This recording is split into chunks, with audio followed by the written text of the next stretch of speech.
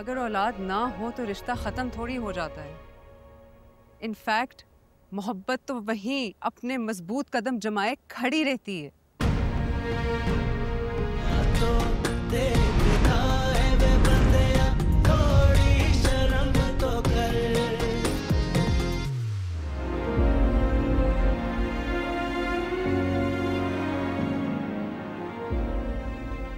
फिदा, मैं जानती हूँ कि ना तुम्हें ऑफिस का काम है और ना ही तुम शहर से बाहर गए हो। तुम सिर्फ मुझे इग्नोर कर रहे हो। जानी तुम्हें ज़रा एहसास नहीं है कि किस तरह मैं इस घर में अकेले रह रही हूँ।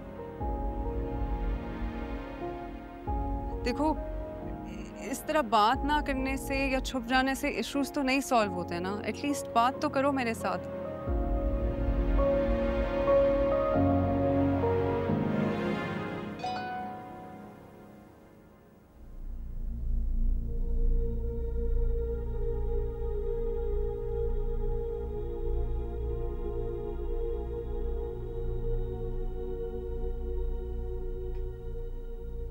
फिदा, मैं जानती हूँ कि ना तुम्हें ऑफिस का काम है और ना ही तुम शहर से बाहर गए हो। तुम सिर्फ मुझे इग्नोर कर रहे हो। जानी तुम्हें ज़रा एहसास नहीं है कि किस तरह मैं इस घर में अकेले रह रही हूँ। देखो, इस तरह बात ना करने से या छुप जाने से इश्यूज तो नहीं सॉल्व होते ना। एटलीस्ट बात तो करो मेरे साथ।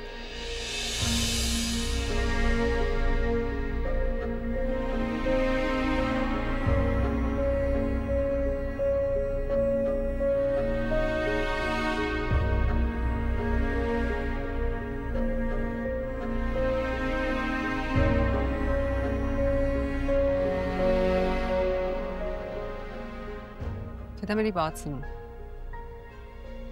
इस तरह मोहब्बत को किसी के सहारे की जरूरत नहीं होती है। अगर औलाद ना हो तो रिश्ता खत्म थोड़ी हो जाता है। इनफैक्ट मोहब्बत तो वहीं अपने मजबूत कदम जमाए खड़ी रहती है।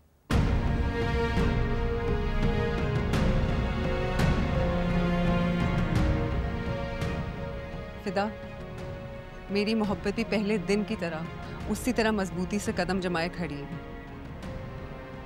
तुम प्लीज जो कहो, जो समझो, कोई फर्क नहीं पड़ता। वक्त साबित करेगा कि मैं सच बोल रही हूँ। हमारा सच, हमारे रिश्ते का सच। प्लीज एटलीस्ट बात तो करो। वापस आ जाओ। Talk to me please.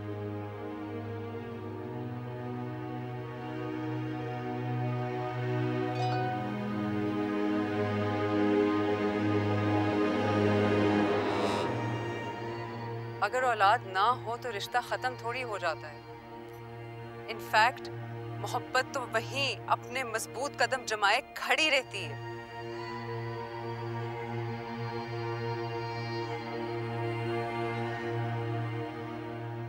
फिदा, मेरी मोहब्बत भी पहले दिन की तरह उसी तरह मजबूती से कदम जमाए खड़ी है।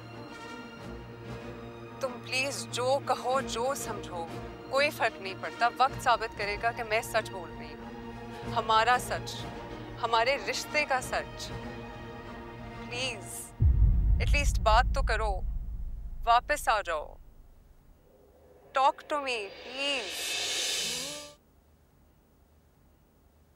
हफ्सा, हफ्सा आओ बेटा, देखो शमा आंटी तुमसे मिलने आई हैं। आ जाओ।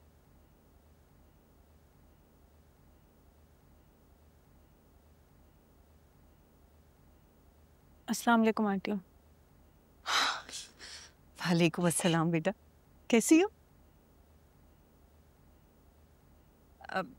इधर आओ, यहाँ बैठो मेरे पास।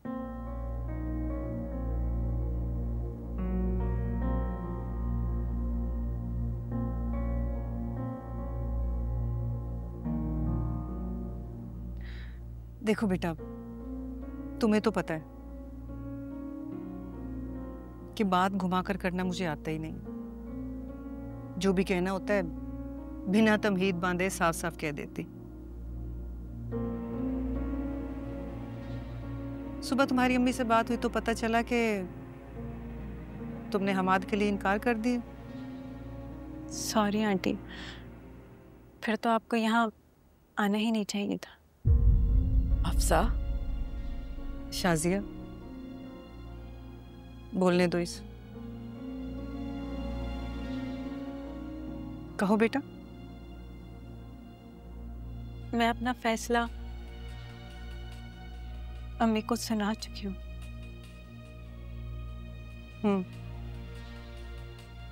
देखो बेटा, तुम्हें इनकार करने का पूरा पूरा हक हासिल है,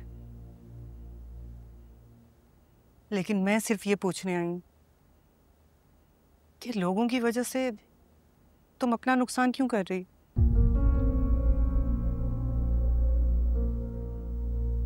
हमाद सच में बहुत अच्छा लड़का है, और ये मैं इसलिए नहीं कह रही कि वो मेरा बेटा है, और ना ही मैं ये कहूंगी कि उस जैसा कोई और लड़का तुम्हें मिल नहीं सकता। हाँ, अलबत्ता आजकल के दौर में तुम जैसी अच्छी बच्चियां मिलना बहुत मुश्किल है, और मैं तुम्हें खोना नहीं चाहती बेटा। शुक्रिया आंटी कि आप मेरे बारे में इतने अच्छे ख्यालात रखती हैं, लेकिन आपको सिचुएशन भी तो पता है। और अगर मैं ये कहूं कि इस सिचुएशन में हाँ करके मुझे बचा लो तो? मैं समझी नहीं आपकी बात का मतलब। तुम्हें पता ईमान ने ये सारी बातें क्यों फैलाई? क्योंकि मैंने उसे बहू बनाने से इनकार कर दिया था। क्या क्या मतलब? ईमान हमाद को पसंद करती थी,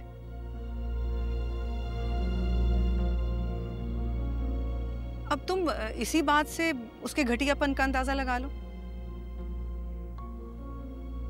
कि हमाद को पसंद करने के बावजूद उसने तुम्हारे साथ साथ हमाद की इज्जत की भी धज्जियां उड़ा दी। वो लड़की किसी तरह भी मेरे बेटे के काबिल नहीं है। ईमान हमाद को पसंद करती है तो फिर हमाद भी तो ईमान को पसंद करता होगा ना? और ये जानने के बावजूद कि ईमान हमाद को पसंद करती है, आप हमाद का रिश्ता मेरे लिए लेकर आ गई। ये तो नाइंसाफी वाली बात है आंटी कि आप ईमान को पसंद नहीं करती, इसलिए आप चाहती हैं कि हमाद का रिश्ता मुझसे हो जाए। नहीं बेटा, ऐसी बात नहीं है। तो सिर्फ और सिर्फ वक्ती पसंदीदगी थी। यकीन जानो, अगर हमाद के दिल में जरा सी भी ईमान की मोहब्बत होती ना, तो वो कभी भी तुम्हारे लिए हाँ नहीं करता। देखो बेटा, मेरी सिर्फ तुमसे ये गुजारिश है कि तुम सिर्फ और सिर्फ एक बार ठंडे दिलो दिमाग से फिर से इस रिश्ते के बारे में सोचो।